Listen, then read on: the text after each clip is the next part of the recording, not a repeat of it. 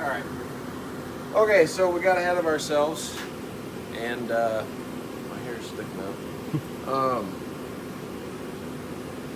And we have chamfered the plate that goes on the bottom, and for the reed valves, we have to make some clearance on top of this head here, on top of the cylinder, for this to sit in, because the bolts that hold the reed stops in place are catching on the cylinder edge. Right, so now this reed and intake that we got is off of a Blaster 200 set. So we're just kind of throwing pieces at this thing and hoping they work, and this thing looks like it'll work with just a little bit of persuasion. Yep. So we are giving it that persuasion now. He has done the bottom and a little bit on the top, and he's about to do more on the top to get that reed valve to sit in there nicely. And then I'm going to go show you what I did to the plate to chamfer it. Okay, so if you see down there, the plate is no longer flat, straight up. It actually angles up on both sides towards the gasket. And it might not be perfect, but we're hoping it'll be enough that it will help with the airflow and the fuel flow, and hopefully that works.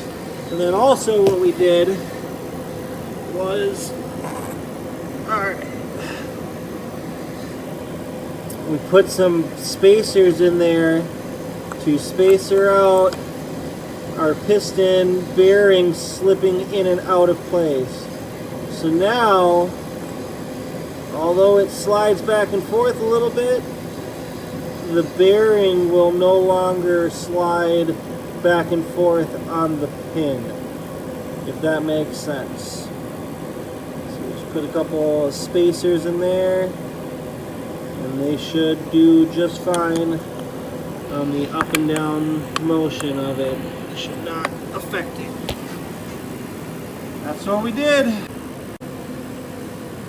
Okay. Drink your coffee. Oh yeah. So we've gotten this. Either way, the reed valves fit in.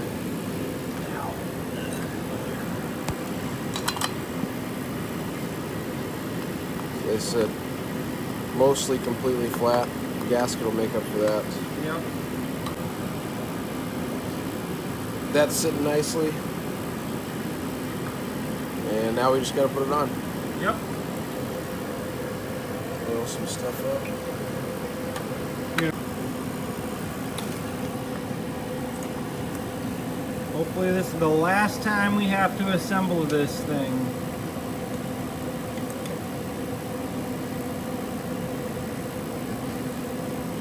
Yeah, no doubt. The only thing I wish we had were longer head bolts, or cylinder bolts, studs.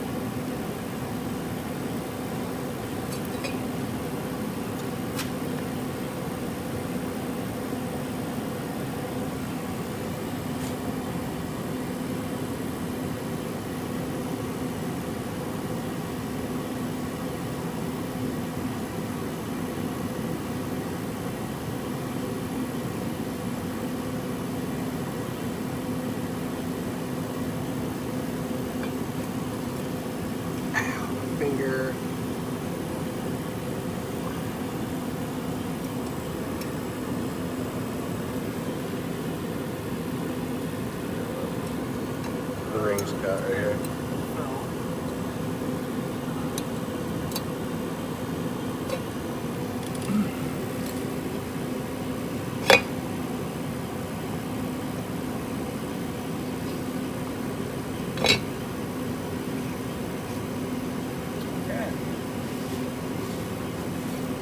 So we have the cylinder back on, and I will do a video, or I'll give you a shot of it actually pulling over once we get the studs on and tightened down, so that it actually shows you from the intake and from here the porting that we ended up with. So I'll be back with you. Okay guys, the cylinder's back on and Mark is about to pull this over real quick to show us the porting.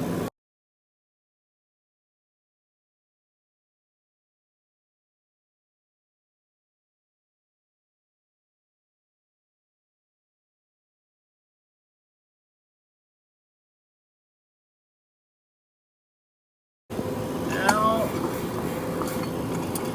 you can see, alright, go slow, right? Oh, just push it down. Oh, it's on the upstroke. Okay. Alright, you can see the exhaust. We could probably open up the transfers a little bit more, but we're just going to see what happens for right now. There's the exhaust port and the transfers.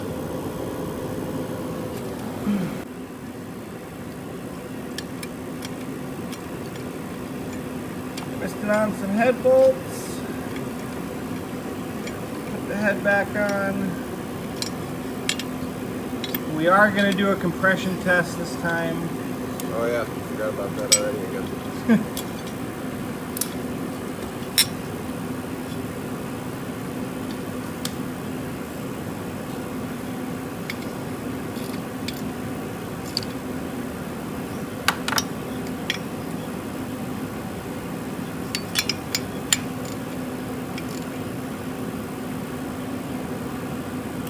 Which one did I do? That one?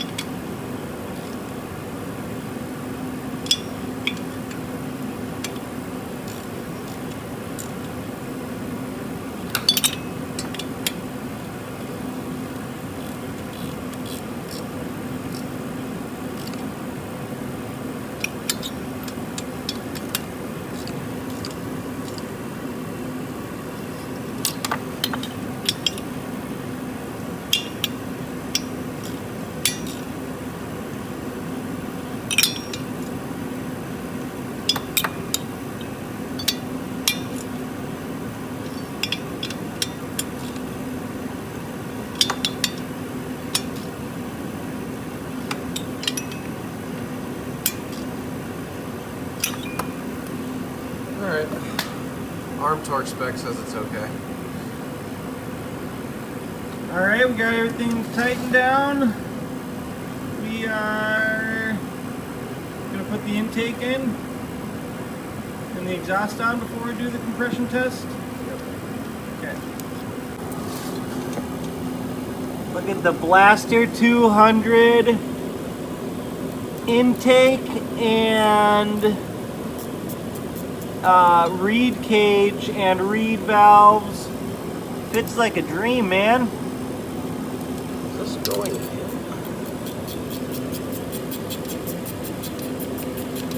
Oh yeah, just taking forever.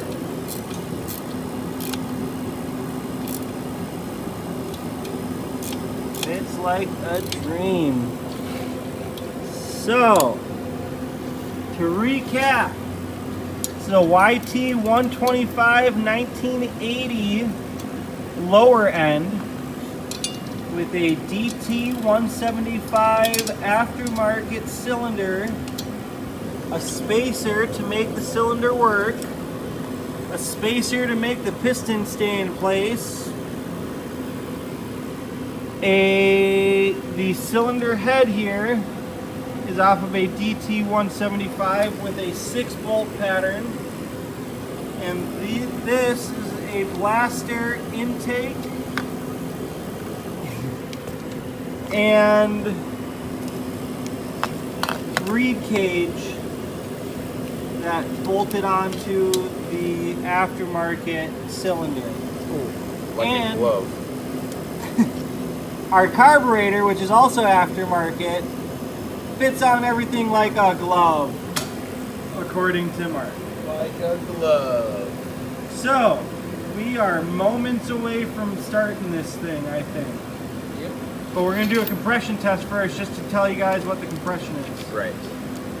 Okay, we got the throttle wide open.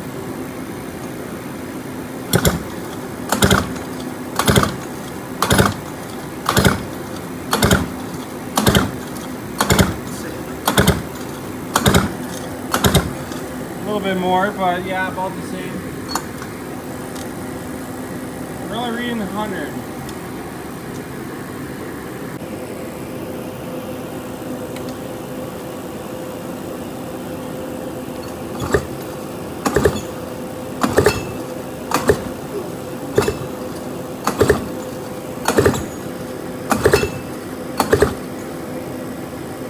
Compression.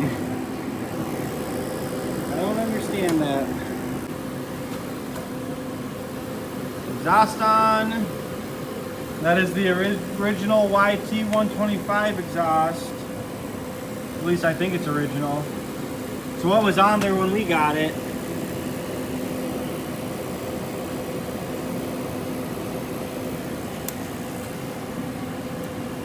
Are we ready?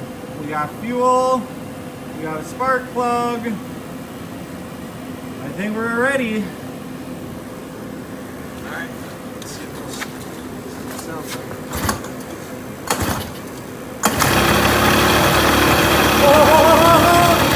Wow. Turns like a kitten, dude. Second pull. Uh-oh. That's not good.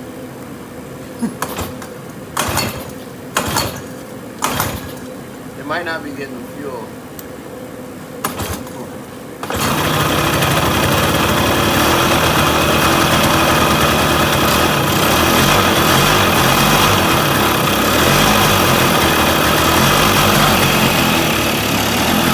Hell yeah, dude! I don't know if it has any power or whatnot, but it's running. It's idling. Not idling. Oh, well, it's running.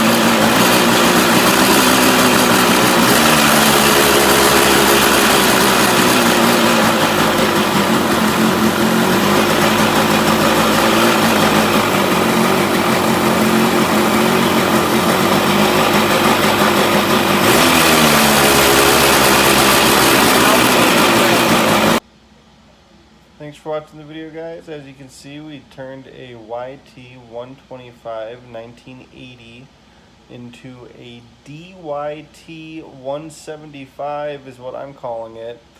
But what we did is we took a YT125 lower end and we installed a DT175 top end and cylinder head onto the lower end with a spacer and its blaster intake and reed valve. We got it to work. If you enjoyed the video, like and subscribe. If you have any questions or comments, leave them in the comments for us to talk to you about.